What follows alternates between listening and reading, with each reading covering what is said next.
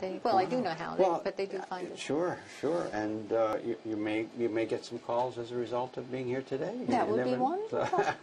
But keep in mind, we also look for handy people, too. Well, I was just going to ask that. I wanted to ask first, what is the cost to belong to Umbrella? The cost. Because I'm sure people are wondering that. I'm sure. Yes. What is it? Yes. Umbrella, unfortunately, is not a free program. Someday, maybe, we hope it will be. Right. But for now, it's on a sliding scale based on gross income. We use Section 8 housing guidelines, and the most it would ever be is $315 annually, and it goes down to the lowest of $145. And those are for people who live in apartments. Okay, so it ranges anywhere from $145 a year. A year. To $315 a year. Correct. Right. Okay. Well, that's a reasonable range.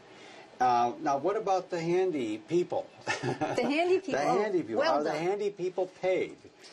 The handy people are paid a nominal $12 an hour. In the scheme of things, in this day and age, it's not a lot. The homeowner pays them. Ron and I came to the conclusion when we first started Umbrella is that where people feel that if they are paying for something, they have a say in what's done, how it's done. They have a say whether they like, whether it's the way it's been done. And if they don't like it, they have a place they can call and tell us why.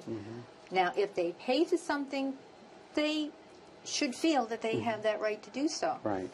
People who have taken, quote unquote, Umbrella is not a charity program. We don't serve strictly the low income. We go from very low income to high, very, very high income. It's for the elderly. The program's for the elderly. Income level, right. Any income level. It's for the elderly and it's for the disabled.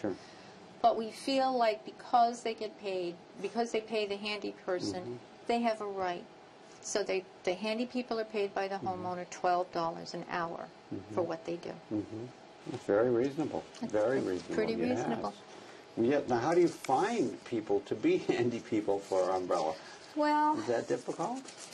Sometimes it is because we're very fussy about who we take on because of the clientele that we work with.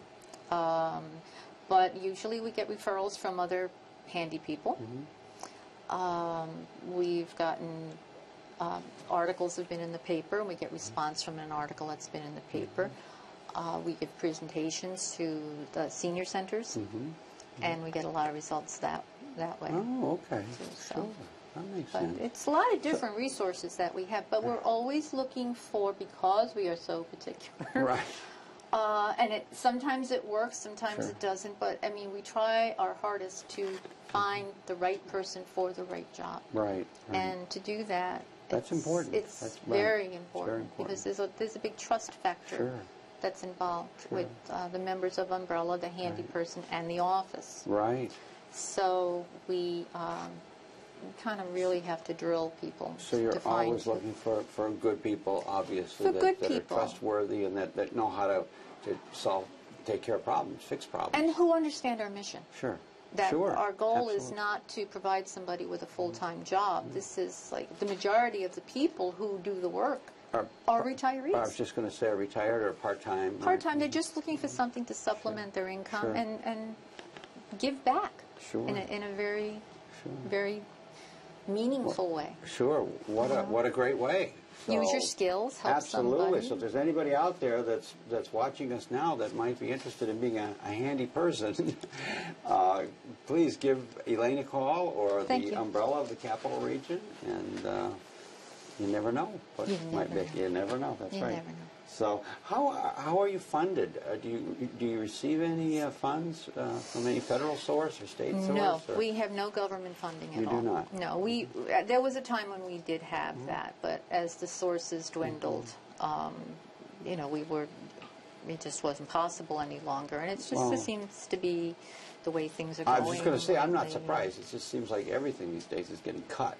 Yeah. Everything's getting cut. So you find different ways of dealing with it. Now, the memberships, people pay their memberships, that $145 to $315. Right, yes. That is a big part of how Umbrella stays alive. I was just going to ask what your major funding comes from, what people, the membership what membership they pay. program. Exactly. Yeah, Right. and it says a lot about the program because we still have a lot of the same people we originally started with. Is that right? Yeah. Wow, I'm not surprised. Yeah. I'm not So surprised. I mean, and Wow. that really that Sure. means a lot to us. Sure. Now, is the funding, is that ever a problem for you, or is it Funding is always a problem for any not-for-profit. I was just going to say that. You know, I mean, look who I'm speaking to. I know firsthand. Yeah, so it's always yes, an issue. yes. I mean, anybody who told you otherwise, I guess they're, well, my hat's off to them. Right. But we have fundraisers. We have people who just donate to us. We do get some private funding in that regard. Okay.